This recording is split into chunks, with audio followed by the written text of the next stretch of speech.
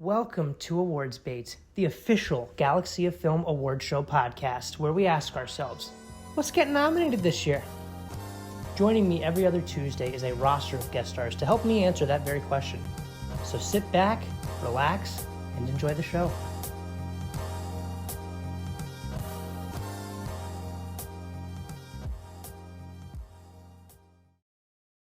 Hello, everybody. Welcome back to Awards Bait. We have got a special episode today. We are talking about the Golden Globes. The Golden Globes happened last night, and I have got the first returning guest star, Mr. Brian Malone from Brian Malone from Drink the Movies. How are you doing today, man?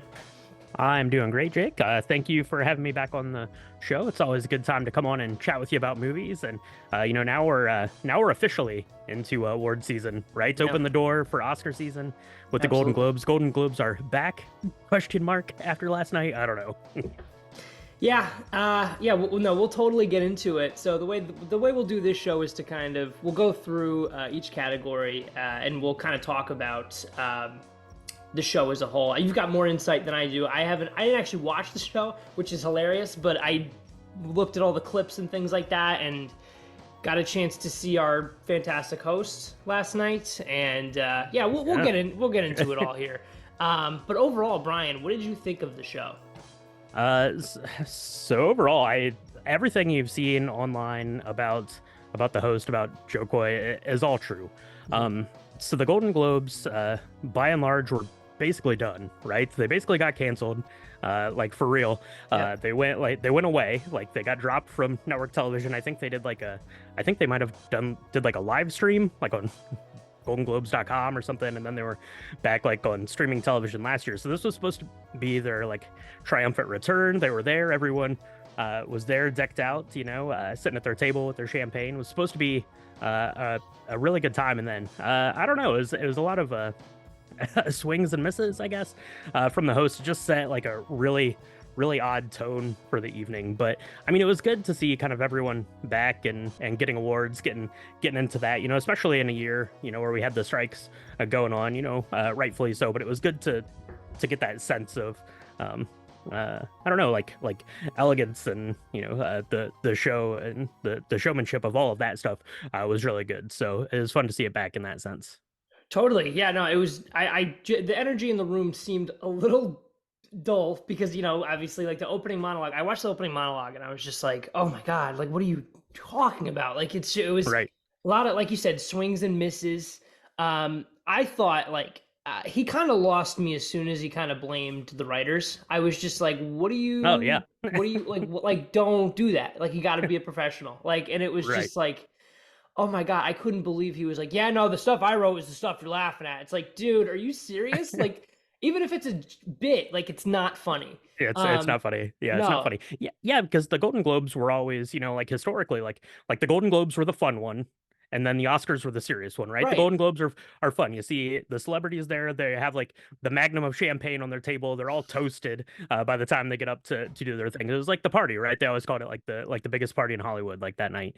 And yeah, it just it sucked the air out of the room, in a really weird way. Now that said, all the acceptance speeches I thought were excellent. They were really great. And the Golden Globes are fun because you get to hear, speeches and thanks for people that, unfortunately, or probably are not going to get, that platform, come Oscar night, because we have a lot more winners and, kind of the dual categories there with the drama and the comedy musical. So I get to hear from some other people. So I thought that those were all great. But yeah, it set a weird tone for the evening, I think. But, despite of it, we still got some good awards to talk about.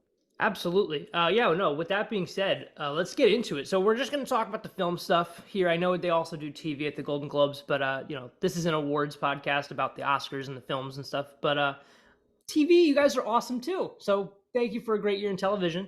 But let's start off here with Best Supporting Actress. So the winner here was Divine Joy Randolph for The Holdovers. We also had Emily Blunt, Danielle Brooks, Julianne Moore, Jodie Foster, and Rosamund Pike nominated. This was my pick. I was very happy with her performance in The Holdovers.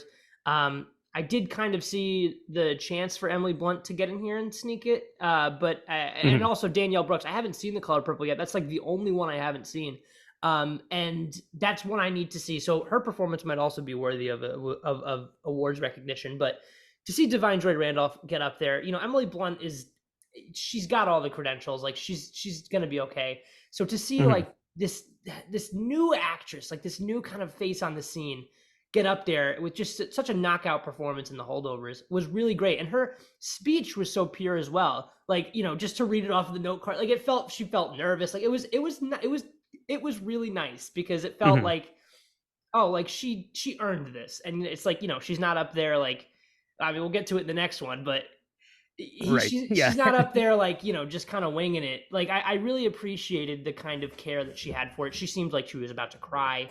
It seemed Yeah. genuine, and I loved seeing her up there. What did you think about Divine Joy Randolph taking it? Yeah, she was spectacular in the holdovers. I just had the chance to watch that in the past week or 10 days or so, and she's excellent. So very deserving. You could tell you just got like the sense of like how monumental it was for Yeah, her, which is always great. When we watch these award shows, and you just can see, how much it means to the actors that are winning these awards and being honored there amongst their peers and stuff like that. So it was great to see her being the first one to get up there to win that first award of the night. Was really great.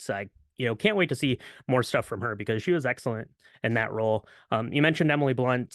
She was probably the other one, I guess, that, probably could have come in and won that. I guess that's going to be one we're going to have to keep an eye on here over the next month as we work our way into Oscars. But yeah, Divine Joy Randolph was excellent and very deserving there. And yeah, loved her speech. So, totally. Yeah, I think like with the potential upset from Emily Blunt, I think ultimately it is kind of Divine's for the taking. mhm.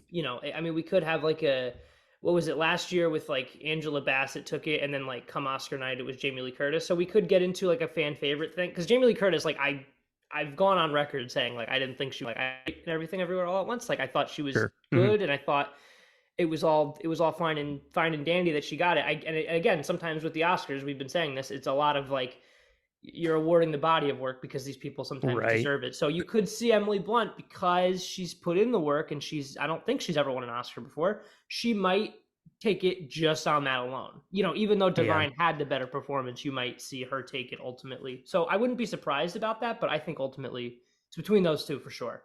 But yeah, Definitely, definitely. One of the feelings you get come Golden Globe nights, you either get this feeling like right away, like when they're presenting the award, that it feels like, okay, this is just locking it in for Oscars, and that's right. kind of what this one felt like. The next one I think we're going to talk about for supporting actor didn't feel that way to me at all. It felt Yeah. very much like this one's yours, and the next one's going to go to someone else. Oh yeah, I see. Okay, I agree. I agree with you a bit. So yeah, the next category here, supporting actor, uh, best performance by a supporting actor. We've got Robert Downey Jr. for Oppenheimer took it. We also had Ryan Gosling for Barbie, Robert De Niro, Charles Melton, Willem Dafoe, and Mark Ruffalo.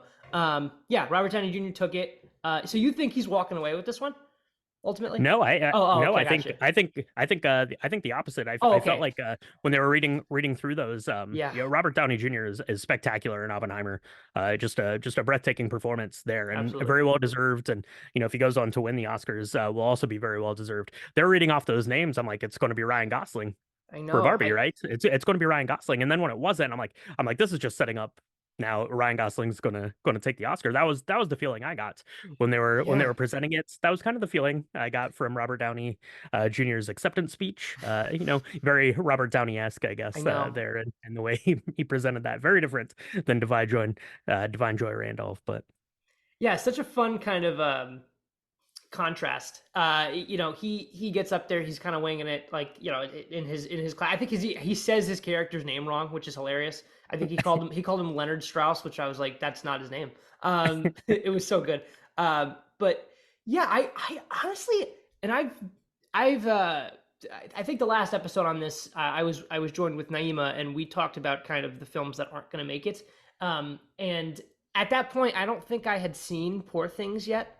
I have now okay. seen Poor Things, and I want Mark Ruffalo to win so badly, but he won't. It looks like, but like you said, it's such an incredible category. I would be thrilled if any of these people took it, any of them. Yeah.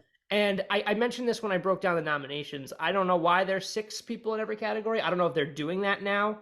Yeah.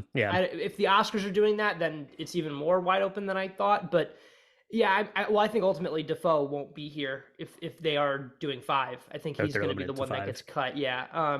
But Charles Melton Mhm. was incredible. Robert De Niro was great. It's really crazy in a year where like these supporting actors are so great that I feel Robert De Niro is the weakest one in this category. That's insane. Like that, Oh like, yeah. like I I never would think have expected that, but they all are fantastic. It's incredible. Y- Yeah, they're all very excellent in their roles this year, and usually that's what you get. You get see that a lot of times, like the supporting actress category, and less so Yeah. in the supporting actor category. But yeah, this year it's just a stacked category for sure, and it's going to be. I don't know why the six. I don't know if they just expanded it Yeah. to compensate. It's hard to say why the Golden Globes did some things that they did for sure. Yeah. But yeah, if you Yeah. open it up to six, it's going to be wide open. But props to Robert Downey Jr. He was excellent in that role for sure. I'm seeing Poor Things tomorrow, so maybe I'll share your So good. sentiment on Mark Ruffalo. I'm very excited to get out and see that one. Uh, but yeah, that one's going to be a tricky one to call. But yeah, I had it pegged for Ryan Gosling. That's the vibe I got from the room, Mhm. kind of watching it live that it was going to be him, and then Robert Downey Jr. won it. So yeah, we'll have to see if that can carry over to the Oscars or not. Yeah, overall, I feel like also, I mean, we'll get to it at the end here, but like Barbie ended up I thought I thought Barbie was going to be like over awarded. Like I thought like, Mm, it had like some ridiculous number. Like I think it broke the record for most Golden Globe nominations this year. And yeah. Hmm. I think it ultimately only walked away with like two awards. So like that was a little surprising to me. Um, we'll get through it here, but I mean, this next one is one that I thought Barbie was going to take, and that's best screenplay. So the nominees for this one were uh, Hmm. Greta Gerwig for Barbie, Tony McNamara for Poor Things, Celine Song for Past Lives, Christopher Nolan for Oppenheimer, Eric Roth and Martin Scorsese for Killers of the Flower Moon, and then Justine Triet and Arthur Harari for Anatomy of a Fall, and that is what won. This was a little bit of an upset for me. I mean, I'm not upset, but I think it was unexpected. Um, Sure. I thought this was going to go to, honestly, Barbie, Poor Things, or Past Lives. Like those screenplays, I was like, no, like I was like, this is a good script in the Hmm. theater. And like, I mean, I'm not. Anatomy of a Fall might be the best written one here though, but at the end of the Sure. day, I thought the other three would be there because they're much more like kind of sharp and like, Poor Things. I've never seen anything like that ever, and Yeah. Barbie is like, you know, Barbie's like, it was such a great script and it was just so like well done and everything, but I don't know. I think it's well deserved that Anatomy of a Fall got it, and I think it also cements Anatomy of a Fall as a big awards contender outside of the foreign language film category. Hmm. So yeah, Yeah. what did you think of the screenplay when? Yeah, definitely.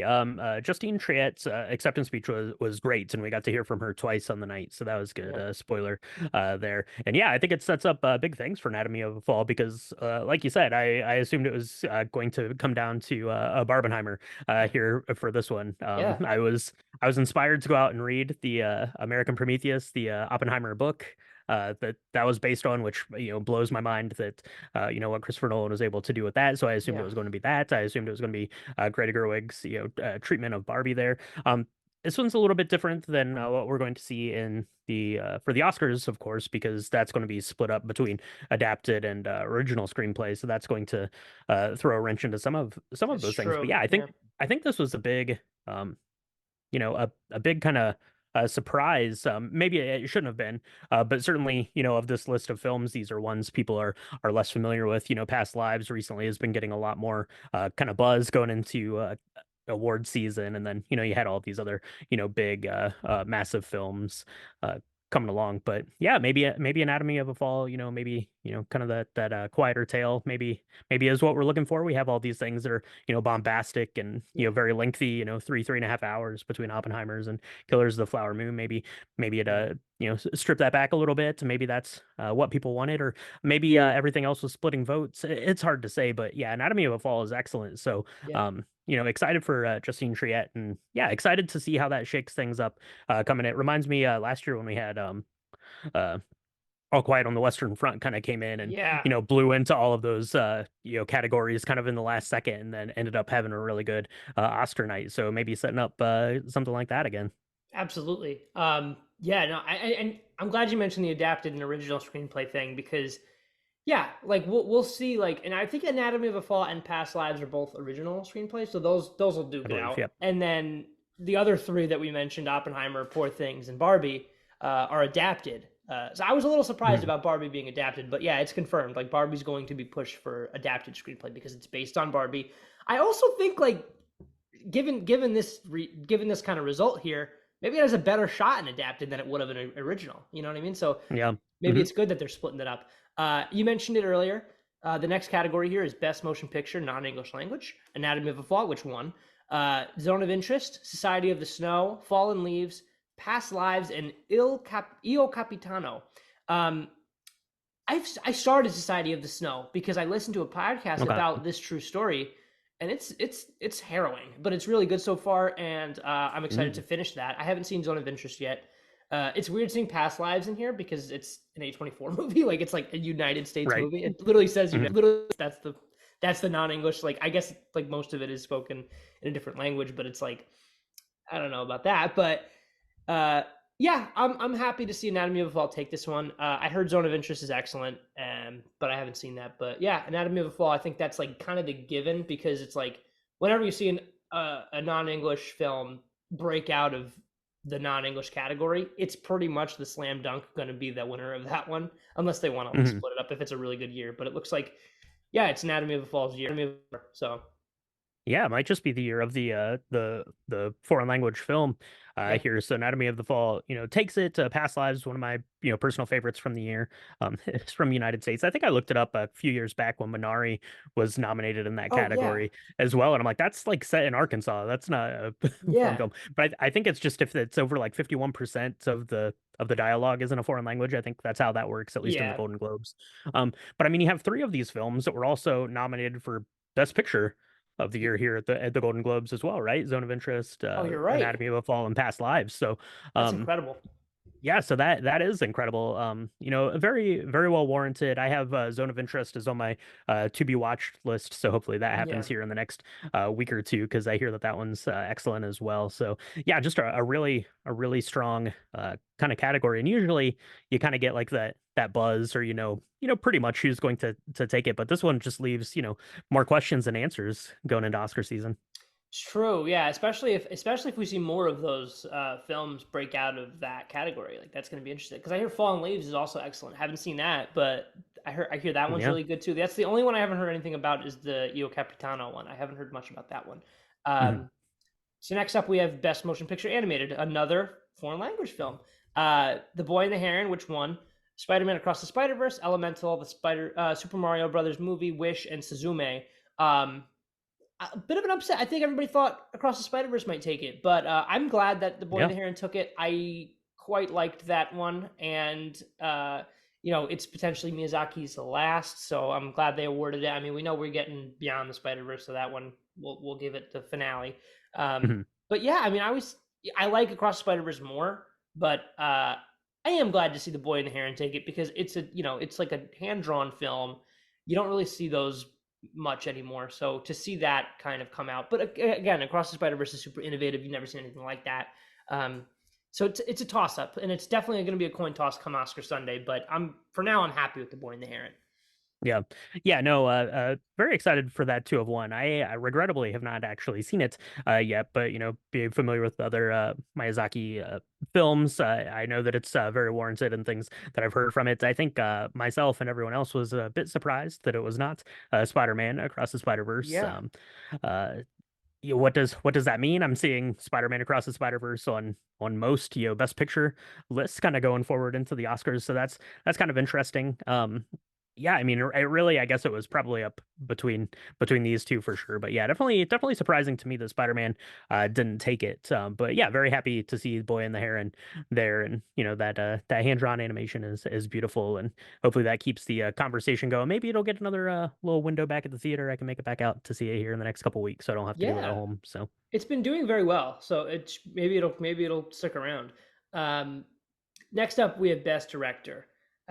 We had Celine Song, Bradley Cooper, Yorgo Lanthimos, Greta Gerwig, Martin Scorsese, and Christopher Nolan, who won.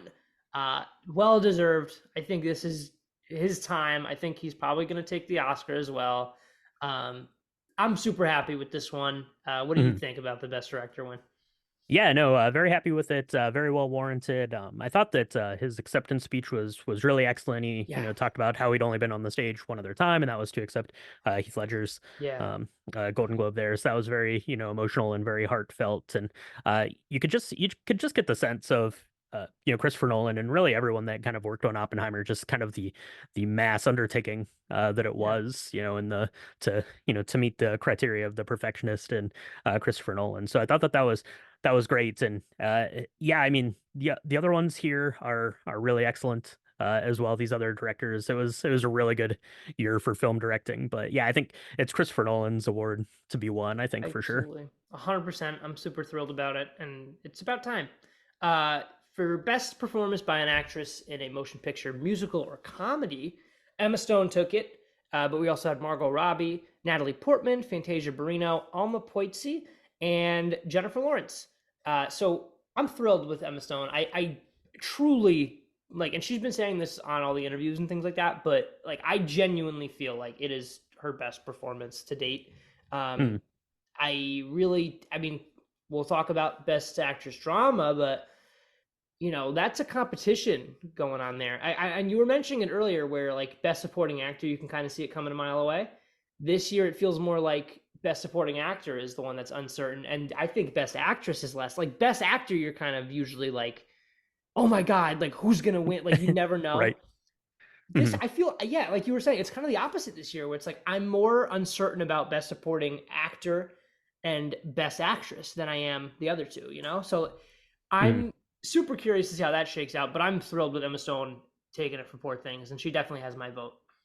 Yeah, definitely. As I mentioned earlier, I haven't seen Poor Things yet. I'm seeing it Yep. tomorrow, but from everything I've seen and all of the previews, it looks like it's such like an interesting and unique role for her. And Emma Stone's always amazing Yeah. in all the things that she's done, so I'm not surprised here that she was able to take this category.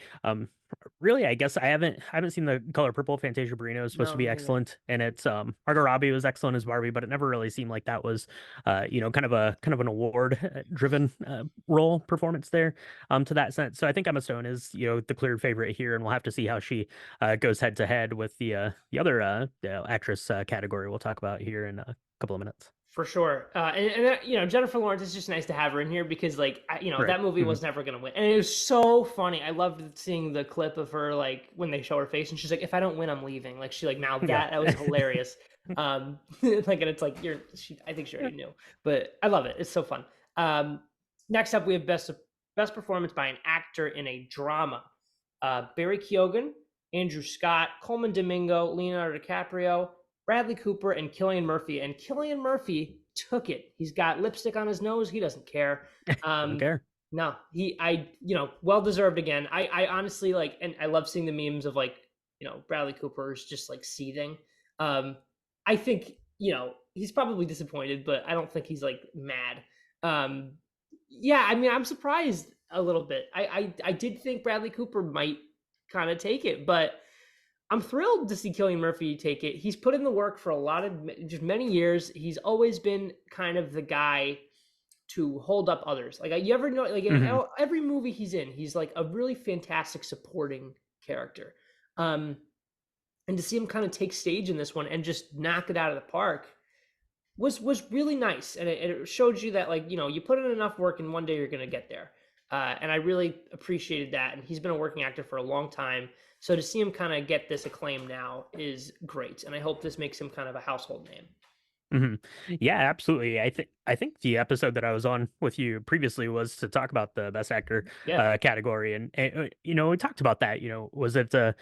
Was it a sense of Cillian Murphy was so excellent in his role, or was it just he was surrounded by people that were so excellent and he could kind of prop those up? Hmm. Almost like a Tom Hanks sort of figure, right? Can really just elevate the level of everyone else in the film around him. So was it that, or is it going to be someone like Bradley Cooper, who's by and large kind of leading Yeah. this thing, or Leo there in Killers of the Flower Moon?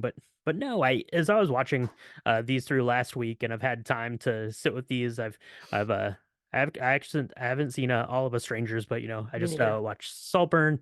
I've seen Rustin, and things. And as great as all these other actors were in these roles this year, Cillian Murphy, there's just something that's so dynamic and something about his performance in that role that makes it, you know, so believable.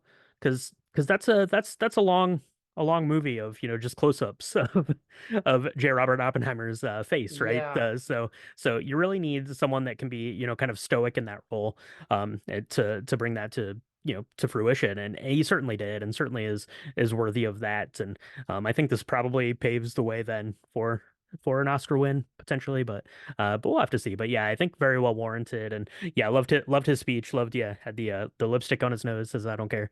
Yep. Has that Irish accent blazing. So Love it. It's so good. Um, Best original score. Robbie Robertson for Killers of the Flower Moon, Mika Levy for The Zone of Interest, Daniel Pemberton for Across the Spider-Verse, Jerskin Fendricks for Poor Things, Joe Hisachi for The Boy and the Heron, and the winner, Ludwig Göransson for Oppenheimer. I think this might have been the only category since like I saw Oppenheimer in July when it came out, and I was like, no, yeah, that's the best score of the year. Like, there's no chance. mhm. And then, like, here we are during awards season, and he's walking away with it. I feel very, very confident that he's going to take this. I liked the Poor Things score. I felt it was a little like you'll see it tomorrow, but it was a little like repetitive at times. Not Okay. that it's bad, but it's just kind of like the same thing throughout the film. But it's good though. There was a chance here that I could have seen Pemberton taking it for Across the Spider Verse. Also, Killers of the Flower Moon. Like there are good scores in here, but I just felt Mhm. like what he was doing with Oppenheimer was just amazing.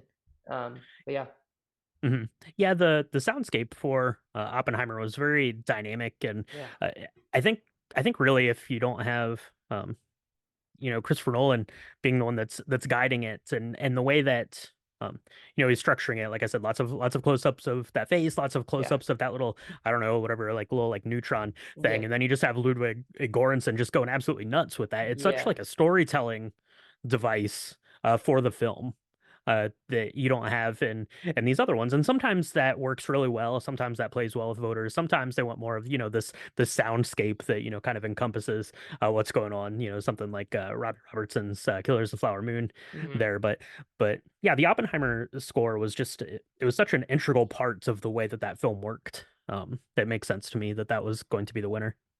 100%. Yeah, no, it just elevated everything. Made it feel more epic. I think that's what like ultimately like helped it with that like It was very tense, and the yeah, film is very tense. So yes, it's so good and everything. It just feels like a winding up.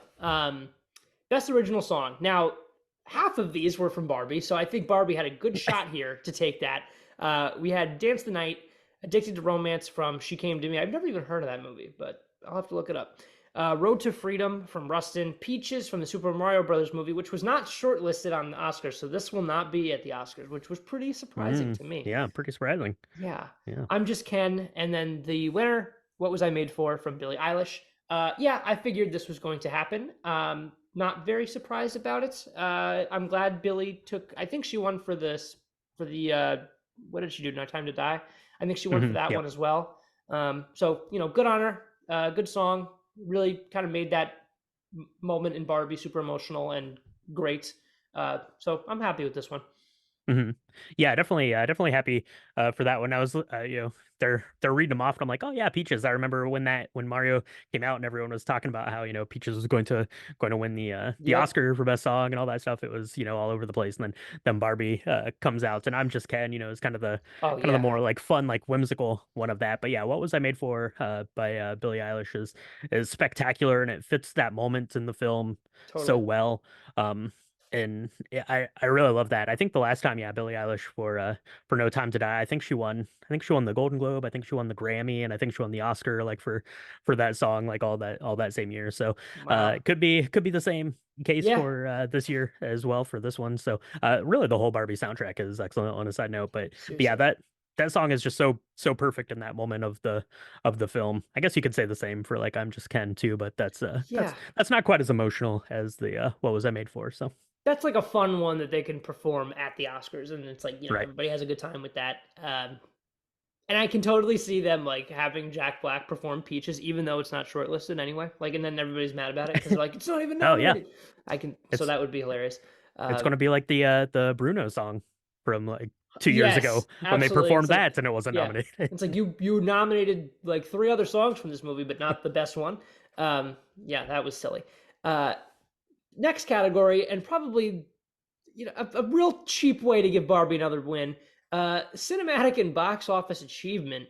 Taylor Swift: The Eras Tour, Mission Impossible: Dead Reckoning Part 1, John Wick Chapter 4, Super Mario Brothers Movie, Guardians of the Galaxy 3, Across the Spider-Verse, Oppenheimer, and our winner Barbie. And I broke down the nominations a month ago, and I got real mad about this category, unnecessarily, I admit. But what? Like, we knew who was going to win this the second they did this. Like, what is this? This is ridiculous. Like, the movie made like $2 billion, so obviously, Calm down.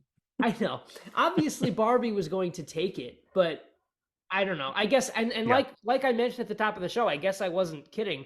Barbie won 2 awards. This is the last award Barbie won, so Hmm. that's Yeah. pretty shocking to me. I think I believe I read Oppenheimer won 5, and that was like the big one. And then Barbie and like I think maybe Poor Things tied at 2. Uh, Yeah. so yeah, really, I was shocked by how like I thought this movie was going to walk away with like awards that I didn't even think it deserved, and here we Hmm. are with like I think it like deserved more. But I'm surprised, but yeah, I mean I think the movie made the money, and this is good, and I'm glad people went to the theater. And I mean I liked the speech when they won; it was nice, but Yeah. that was cool to kind of celebrate movie going, and I guess that's what it's all about, right? So For yeah, sure. it was good. I'm glad that it won, but Yeah, I was glad that it won from a stance of yeah, they got yeah, to go up and speak about it. That was pretty excellent. Now going into this award, I like you, yeah, didn't really see that this was an award that was worth giving. It didn't make any sense to me. yeah. So what I thought the entire award was made up for the sole reason that they could get Taylor Swift to their award show. That's why I Ooh. thought they put this award in. Yeah, I That mean, I she thought it she was was going to go to there. her. She was there. I thought that was the entire reason for it, so they could get her up on stage, and then the Golden Globes could be like, "Look, Taylor Swift won the Golden Globes. Come check it out." Huh. Um, but now I guess the takeaway is just whatever film makes the most money for the year is going to win the award. That's kind of the message that it sent, and now the award doesn't need to exist ever again. No. Just say, "And this movie made the most money this year." Yeah, because like So, the next time you have like three, or I guess really two Best Picture nominees that are like $1 billion grossers, this is the way you could do that, because it's like, well, we gotta award one of them, and it feels like we should nominate or like award both, but it's like we'll get to it in a minute here, but when like Poor Things is in your category, and it's like, well, that's like head and shoulders above Barbie. It's like mhm. we can't just have a Barbenheimer award season the whole time.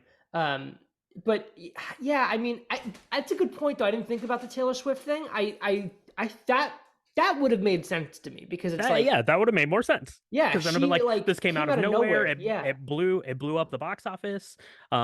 You could say the same, I guess, for Barbie, or really probably even like Super Mario Brothers. Like no one yeah, really expected that to come out and make $1 billion. But yeah, when they announced the award, I'm like, oh, it's just because they want Taylor Swift to be there at the Golden Globes. So yeah. Even Oppenheimer could have taken that one. That made like $950 million. Like, it's crazy. So yeah. it's like I would have liked to have seen Taylor Swift take it, now that you mentioned that, because it's like she defied everything. Like, she kind of went. I mean, maybe that's why they didn't give it to her, because she kind of went like and like screwed the studios out of that deal. Yeah. Which like I think we all really respect, because it's like you went to AMC directly and were like, I got this movie. Let's put it out. Yeah. We'll charge a crazy amount of money for it, cash only, for no refund, all this nonsense. It's like, Mhm. fair enough. And then it comes out, and it just is like the biggest movie of the fall season. Oh yeah. Over everything. Like, I mean, Wonka's gonna probably take it by the end, but like this did better than the Marvels, than the Hunger Games. Like, it's incredible. And Oh yeah, to for see her sure. kind of do that is amazing. Because yeah, I think originally when it was slated, like it was just going to like go that weekend, and then it made like $100 million that weekend, and it was only at like select theaters Yeah. and things. Those tickets sold out, and then it ended up getting a longer theatrical run. So I that would have made more sense, I guess, from a box office achievement, I guess, kind of standpoint. But Yeah, yeah, it's hard to argue against $1 billion. And I love the film yeah, Barbie so much, yeah. and getting Margot and Greta the chance to go up and onto stage and talk about that. It was good from that standpoint. But yeah, now my takeaway was just it's whatever is number one on Box Office Mojo this week that the Golden Globes are Exactly. happening. Then Right. That's what's taking the award, and there's no suspense at all. yep. Next up, we have best performance by an actor, musical or comedy. We had Nicolas Cage for Dream Scenario. Glad they did that. Timothy Chalamet for Wonka. Joaquin Phoenix for Beau is Afraid. Glad they did that too. That's crazy. Matt Damon for Air. Jeffrey Wright for American Fiction, and the winner, Paul Giamatti for The Holdovers. Yeah, I mean, it was between him and Jeffrey Wright from the beginning. Those were the two best performances in this category. But I have a lot of respect for them for nominating the weird ones. Mhm. This is probably also, I mean, in the same breath, this is probably one that they had trouble filling out, because all those like heavy hitters are in drama, and then these two kind of like really great ones, kind of stand above the rest. But I Mhm. liked Nicolas Cage in that. I really did actually. Joaquin Phoenix was doing a lot in that movie. Beau was Afraid. Timothy Chalamet's fine in Wonka. Matt Damon was fine in Air. Um, but yeah, no, Paul Giamatti was excellent. I would have been very happy if Jeffrey Wright took it as well. Yeah, I like after like Christmas, I had like a day on Wednesday the 27th, I think, and I Mhm. just saw Poor Things, Ferrari, and Migration all in one day. And then the next day, I went and drove like 50 minutes to go see American Fiction because it was like in some select Okay. theater so far away from Right. me. And it was excellent. It was so fun to see that. The audience was super respectful and like, you know, actually cared about the movie going experience. Like nobody had their phone Mhm. out or anything like that. It was Oh, great. that's good. But yeah, no, Giamatti and the Holdovers is fantastic. I loved his speech as well. Thanking the teachers was really cool. Yep. Yeah, no, he's great, and I hope that is legitimate competition for Killian. I think he it might be tough for. I could see Giamatti winning the Oscar as well, honestly, Yep. but I would be happy. I would be happier if Killian Murphy took it for Oppenheimer, but Giamatti's a Yeah. threat for sure. Yeah, Giamatti was excellent in that role, and that film was so good and so well Yeah, made. And obviously, you have Divine Joy Randolph in there as well. So all yeah, of the performances, and I thought I'm never going to remember the name of the actor that played the kid. I thought he was excellent in the he film was good. um, as well. So yeah, definitely excited for Paul Giamatti to have won. Kind of the vibe I got was that Jeffrey Wright was going to pretty much walk away with this one. I haven't seen American Fiction yet, so I'm excited to cross that one off the list because I really like Jeffrey Wright as an Yeah, actor, and I think that he's probably from everything I've read is excellent in it as well. So maybe he slides in and steals it away from both these it's guys. possible. Come the end of the day. So I don't know for sure, but yeah, definitely well warranted. Loved the speech, Paul Giamatti there, and Paul Giamatti's a gem. We should have He him is. in all the movies. He should be in all the things. Yeah, he's a great actor, and I think another guy who deserves more love. And also like you were mentioning, like American Fiction hasn't really gotten started yet, so it's gonna be interesting to see like in the next month when that actually hits a wider audience Hmm. to see if perception changes a little bit here. Because yeah, I think American Fiction is a crazy crowd pleaser. Like people are going to love that movie, and I think like if it gets enough of that late buzz, kind of like we were expecting with the Color Purple's like I am really getting nervous and starting to fizzle out. Because Yeah. it's really kind of going away fast. And Hmm. American Fiction's hitting my local theater next Friday, which I assume would mean it's going to be hitting a lot of local theaters this Friday. So Yep. I think that can do very well over the next month or so. I think that'll be a late bloomer, and I think that can really go the distance and maybe pose a legitimate threat, like we were saying here. Hmm. So yeah, we'll see. Best performance by an actress in a drama. We had Kaylee Spaney for Priscilla, Greta Lee for Past Lives, Annette Bening for Naiad, Sandra Hüller for Anatomy of a Fall, Carey Mulligan for Maestro, and the winner, Lily Glenner for Killers of the Flower Moon. Super thrilled with this one. Her speech was, I think, maybe my favorite of the night. Um, Hmm. she was excellent in the film. I did think maybe Carey Mulligan could steal it. I also loved her in it in Maestro with an outside shot of like Sandra Hüller just because Anatomy of a Fall has been going the distance. Um, Yep. but I'm thrilled with Lily Gladstone. No complaints from me about that one. Yeah, pretty much once Killers of the Flower Moon started being seen by people, everyone pretty much just wrote that one down in ink that Lily Yeah, Gladstone was going to win her category there for sure, and rightfully so. She's incredible. And there's such like nuance to the way that she performs that character, and her speech was incredible. So I'm so glad that she won and was able to make that speech. We'll see come Oscar time if she wins again and gets to make another impassioned speech, and it would be yeah, rightfully so. We talked about Emma Stone a little bit ago, and really it's going to be kind of between those two because looking at these lists, yeah, they were all really good. Carey Mulligan I liked a lot, in Maestro, but that was as much the directing I yeah. think choices that were made for her, and I really like Carey Mulligan, but the rest of these were really good, but Lily Gladstone was great. So She was fantastic, and I really respect. We've been talking about this throughout the show here.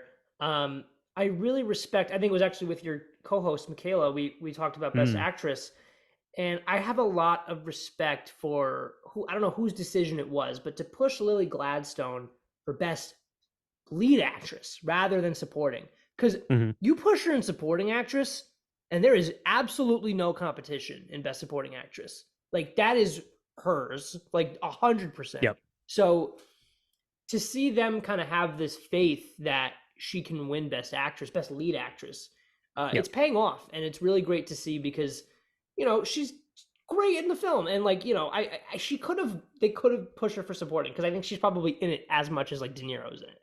oh yeah. So it's incredible, and I'm super thrilled that they've decided to do that because it's giving her a great opportunity to kind of play with the big heavy hitters over here, and not to diminish the supporting actresses, but like this is like a stacked category, and to see her like kind of shine with them is fantastic. Yeah, absolutely. And Yeah, this, we'll see. it's going to obviously, propel her into, kind of this press kind of tour Yeah, thing that all these actors and actresses and directors are going to be doing now that the Golden Globes are over. But also, it's going to give the green light to Apple to be like spend as much money as you want to win all these things now. seriously, because like yeah, it's I mean Napoleon's nowhere to be seen here, but at the end of the day, like yeah, Flower Moon is like a is a crown jewel for Apple, and that will be like a big film for them on their streaming service. And Yep. people liked it. It was long, but it paid off. I think ultimately. I mean, it probably didn't make money, but that's okay. Yeah. It's like they probably lost some money on this, but at the end of the day, it's about building out your portfolio, Right. if you will, and that's what this is. It's a prestige film. You've got Scorsese on your service. Keep him there. Mhm. Netflix had him, and I don't know if they lost him, but now Scorsese is kind of a streaming commodity, and it's great to see. Yeah. Yeah, and this is a conversation probably for a later day, but I don't think Apple ever even intended to make money on it. I don't think they ever had No, any intention of putting it in the theaters at all, really, until they felt obligated yeah, to kind of this year. They greenlit that movie with the sole intention of putting it on Apple TV Plus or whatever it's called, and then that it's was it. true. Yeah. No, you're totally right, and at the end of the day, like they made more than they would have, so that's good. And Yep. also same thing with the Napoleon was also kind of a big, not a hit, but like I think it did lose money, but it made $200 million. Like that's not going like that's not Yep. you're a little more out of the red than you would have been, so that's good. Yep. Um, yeah. Next up, we have our last two big ones: Best Motion Picture Musical or Comedy, and Best Motion Picture Drama. For comedy or musical, we had Air, May December, The Holdovers, American Fiction, Barbie, and then the winner, Poor Things. Really kind of weird that The Color Purple is not in this category. I actually am Mm-hmm. like Hmm. still kind of baffled by that. There's six here, and like they gave it to May December and Air. But I both movies that I quite enjoy. But I haven't seen The Color Purple, so maybe it is deservedly not in this category. But come on, like that's crazy to have Yep. no musicals in the musical or So no, comedy. no musical. Like Yeah. no musicals at all, and like also May December, I didn't laugh once. It's kind of a It yeah, was not the most comedic of no, quote unquote comedies, I will not at say for all. sure. Like there's one line in the beginning, and that's the one I think that we're running with here. Like it's a little bit weird, and it's like kind of a weird thing to make, but Yeah, Yeah. I mean, I liked May December though, but obviously, Poor Things totally deserved it. I think Barbie had an outside shot here as well, and then obviously, American Fiction and The Holdovers are also really great contenders. But yeah, Poor Mhm. Things is such an achievement. I'm so glad that people aren't. Maybe I mean maybe once it comes out and a wider audience sees it, we'll see. But I'm glad people aren't turned off by it because it's a weird movie and there's a lot of graphic content in it, and I'm glad it's not turning people away because it's a fantastic movie and I think it totally deserves all these awards. And we'll see come Oscar night who it goes to, but yeah, I'm super happy with the Poor Things win for sure.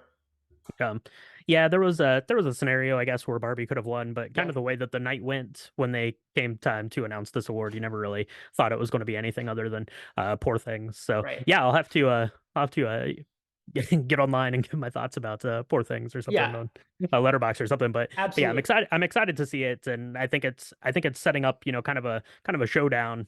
I think it's a different showdown than I was expecting going into Oscar season, but I think it's going to be fun to watch this one unfold. So. Absolutely. And then that leads us right into the final category here, Best Motion Picture Drama. Anatomy of a Fall, The Zone of Interest, Past Lives, Maestro, Killers of the Flower Moon, and the winner, Oppenheimer. You mentioned, yeah, three of the non-English language films are in this category. That's amazing, and it really shows like kind of a changing tide in Hollywood. So I love to see it, Mhm. and it's also it speaks to, I think Robert Downey Jr. mentioned it in his speech. They switched up the voting body for the. I mean, obviously they did because come on, but Mhm. I can't. He said there's like a new name or something. It's not. Is it not HFPA anymore? I don't know. But he said something. He's like, you change your name and you change your game, and I respect it or something like that. And I was like, oh, okay. So I don't know what's up Yeah, with that, but yeah, it was like I forget what he said. It's like the Hollywood journalists or something yeah, something like that. something Yeah. like that. So Yeah. So that's good to see. And if this is what that means, because I think everybody's overall very thrilled with the winners and the nominees. So they did a great job this year with this. It doesn't seem like anybody paid to be there like in the past. Where it's like right. Hmm. the tourist is here, and it's like that was a bad movie. Like, what? Why is that doing here? Like that, Yeah. stuff like that. So Yeah. I'm happy The to see it.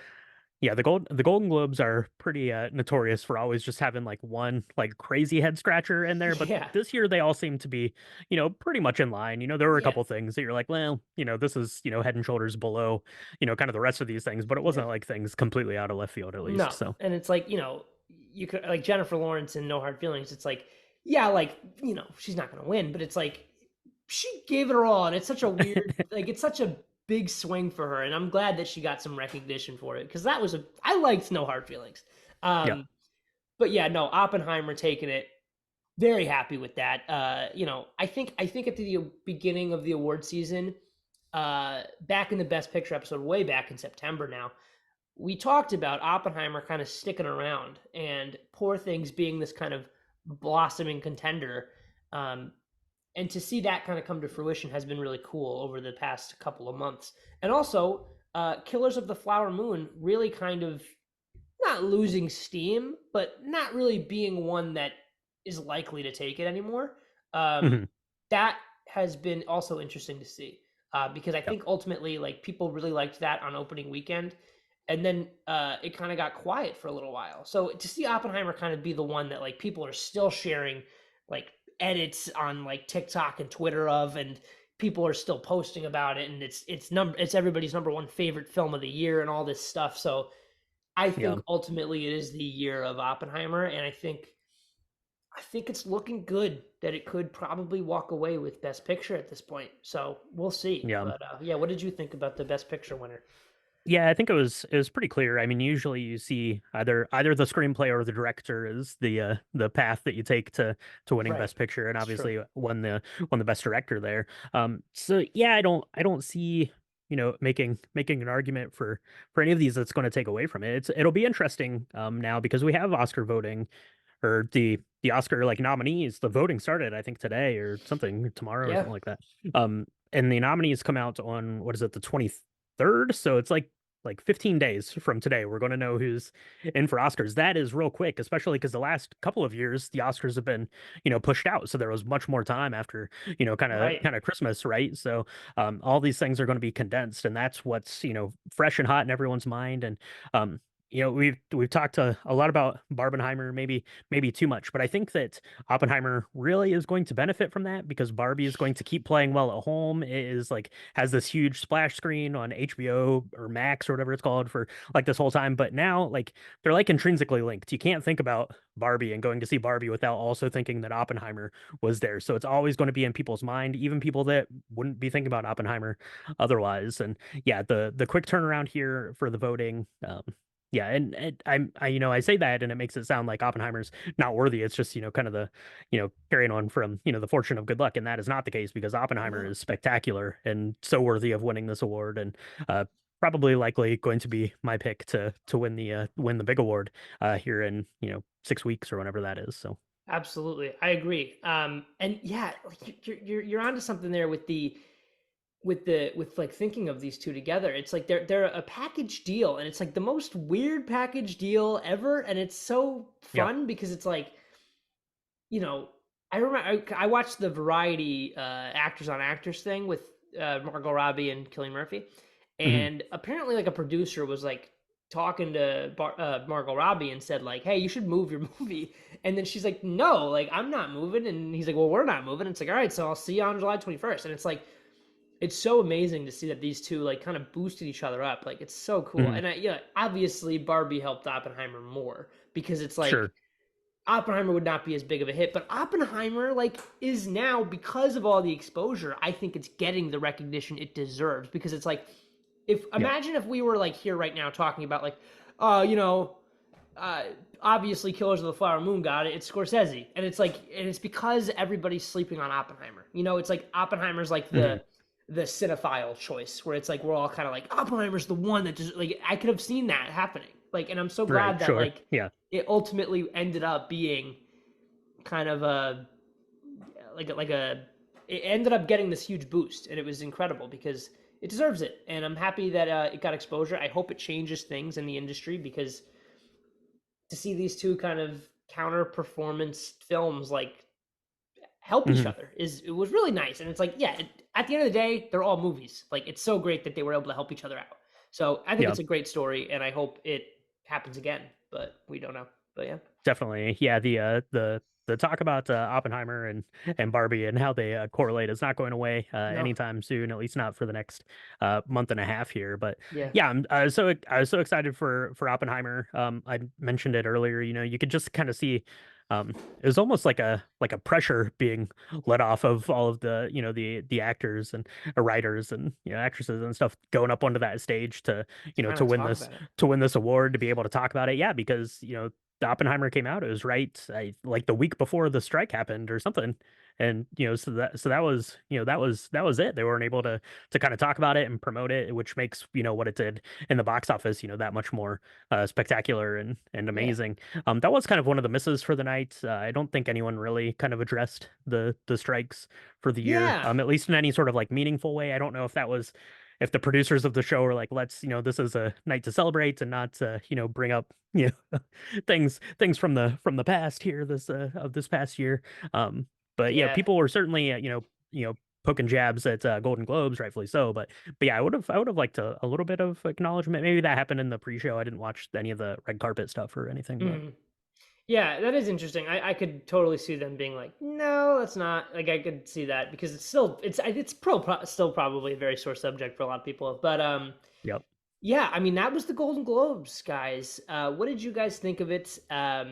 It was a most. I don't think there were a lot of lows. I don't think there were a lot of crazy upsets. I don't think there were a lot of like snubs or anything like that. I was very happy with the winners. Everything ended up kind of working out really well. Uh, we've got a good kind of path forward for the Oscars here. So as we approach the end of award season here, it's going to be interesting to look for any late contenders, any like super last minute wins of like like I was mentioning with American Fiction, comes out this week wide. Awards voting begins, like you said, tomorrow. This could be a perfect storm, and you never know. Like it's crazier things have happened. So yeah, that about does it here. Brian, where can the people listening find you? Yeah, thank you so much for having me back on, Jake. It's always a good time to come on and chat with you, and especially about award season. So, thank you so much. If you want to find me, you can find my podcast, Drink the Movies, at anywhere wherever you're listening to this. We're going to be there. It's at Drink the Movies on all the social media things. So go check that out. And yeah, we're going to be getting into our own kind of award season stuff here. We always do our big giveaway, so we'll get that posted as soon as those announcements come out, and then it's time to make the spreadsheet of all the movies I have to watch in the Oh next yeah. 5 weeks and go crazy. Drink a lot of coffee and try to make it through there. But yeah, it's always a good time. And the best part about award season is you see a movie on a list that you've never heard of, and it makes you go watch it, and you find something pretty special. So yeah, check those out, and yeah, definitely like, subscribe, and let us know what you think about all these movies. 100%. I couldn't have said it better myself. Yeah, it's about watching films that you wouldn't have watched. And that's why like the last week with the in memoriam segment, it wasn't meant to like harp on any of the movies that like aren't going to be nominated, but it's to shine a spotlight on the ones that you might have missed. So check that out if you haven't already. And you can look forward to all kinds of stuff coming up here. You can check out all of our short films on Galaxy of Film and also on Mayhem Pictures. You can subscribe to the YouTube channel, join our fan group on Facebook, Instagram, Galaxy of Film, TikTok, Twitter, all that stuff, Facebook, everything. You guys can find all that stuff on there. You can find me at Jake Limone on Instagram. And yeah, thank you guys so much for listening. You can look forward to Goonies and Agony, which is coming out sometime in 2024, but we just had the premiere the other night where I got to meet Brian in person. It was so much fun. Yes. Looking forward to that dropping. And yeah, it was a good time. So thank you guys so much for listening. Have a good one, and we'll see you next time. Thank you.